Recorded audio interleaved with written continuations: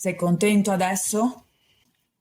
L'uomo non rispose, rimase a testa china, evitando persino di guardarla. Vieni qui, avvicinati. Dopo un attimo di esitazione la accontentò. Non avrai paura? Scosse la testa, Solo non volevo finisse così. sussurrò. Io ho cercato di fartelo capire. No, Tuonò ancora in preda all'ira. tu mi hai abbandonato, senza alcuna spiegazione, solo un gelido arrivederci. La donna negò con la testa, a fatica, ancora riversa com'era al pavimento nell'istante in cui spirò. Non avevamo più nulla da dirci. Ho cercato il tuo sostegno e di darti il mio, ma tu... Ecco, sempre colpa mia. Non ho detto questo, e poi non lo è forse. Questa situazione, voglio dire, l'hai creata tu. Ora nostra figlia ci vedrà così. Sarà dura per lei, disse rialzandosi da terra. Adesso pensi a lei, ma eri pronta a sbattermi fuori di casa, privarmi dell'unico mondo che ormai avevo. Avresti dovuto dirmelo che non volevi farne parte. Ti sbagli, lo è stato anche per me. Ho sofferto nel rendermi conto che lo avevamo perso. Non mentire a te stesso. Era anche per il tuo bene, ma tu hai visto solo un affronto alla tua dignità di uomo. Ecco sì, ricorri al patriarcato adesso. Io, a casa mia, sentivo di essere solo un volgare strumento di sostentamento. Non voglio litigare, non serve più oramai. Sei stato tu a deciderlo. E cosa vorresti fare di grazia? Arretrò. Capire se posso aiutarti. L'uomo rimase interdetto. Avrebbe voluto risponderle a tono, ma la sua ira era esaurita e non aveva modo di generarne ancora. Attese una spiegazione che potesse comprendere. Io posso trattenerti per un po', prima che sopraggiunga l'inevitabile. Continuo a non capire. Lo so, dipende solo da te. Tutti mi dicono questa frase. Io ce l'ho messa tutta per riuscire a darvi un futuro. A te, a nostra figlia. Ma nessuno sembrava interessare. Quando ho capito che non interessava nemmeno a te, ho perso la testa. Lo vedi? Che cosa? Il tuo centro è sfalsato. Desideri e recriminazioni sono solo una distrazione perché proiettati nel passato o nel futuro. Conta essere presente per l'appunto. Solo lì può materializzarsi il tuo centrum tuum, E cosa dovrei fare? chiese con velato sarcasmo. Più nulla. La somma della tua anima è stata già tracciata e per quanto ti possa sembrare spietato è un calcolo puramente matematico, come il mondo da cui proveniamo. La prova era questa. L'uomo fu travolto da un vuoto incolmabile, lo stesso senso di inadeguatezza e paura che aveva provato durante tutta la sua esistenza. Sento cosa stai provando. Cos'è? Chiediti piuttosto chi è, non cosa. Sono io, ma di un altro tempo.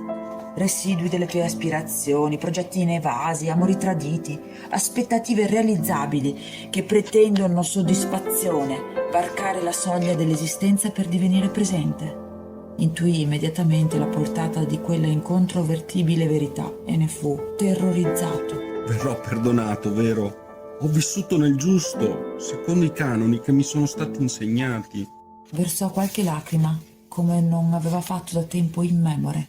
Sei una vittima, ma ti erano stati forniti tutti gli strumenti per non cadere nella menzogna. La pigrizia, però, a volte... Perdonami, La supplicò.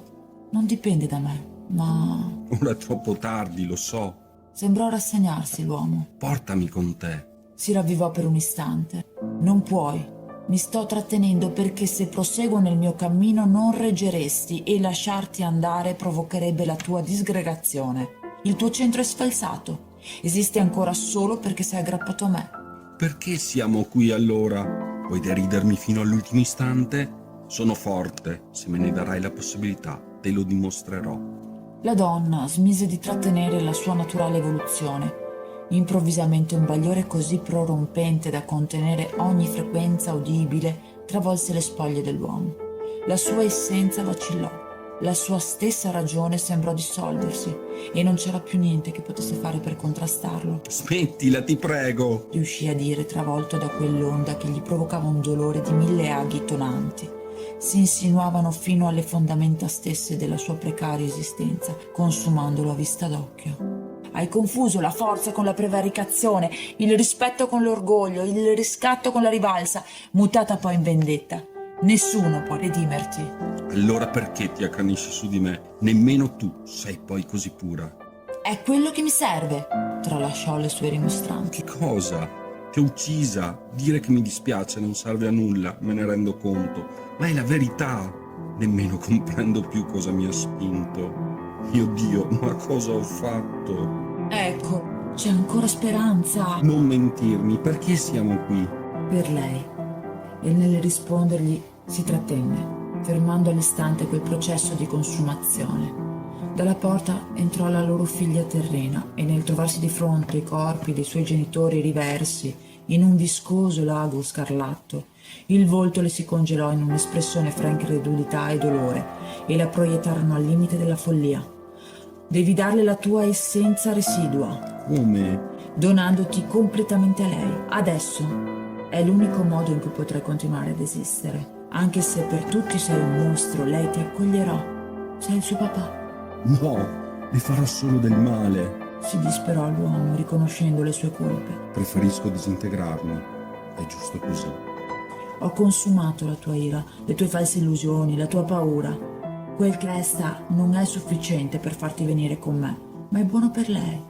Io l'ho sempre visto in te, se solo lo avessi fatto anche tu, Va bene. disse ciò che rimaneva dell'uomo, una piccola perla di un bagliore eterno. Consuma ogni tua resistenza, aggrappati a lei, lasciati andare, Addio. disse, lasciandosi guidare dalla sua voce, dissolvendosi nella figlia, suscitando istantaneamente in lei un barlume di consapevolezza. Arrivederci, Centrum Tum, arrivederci.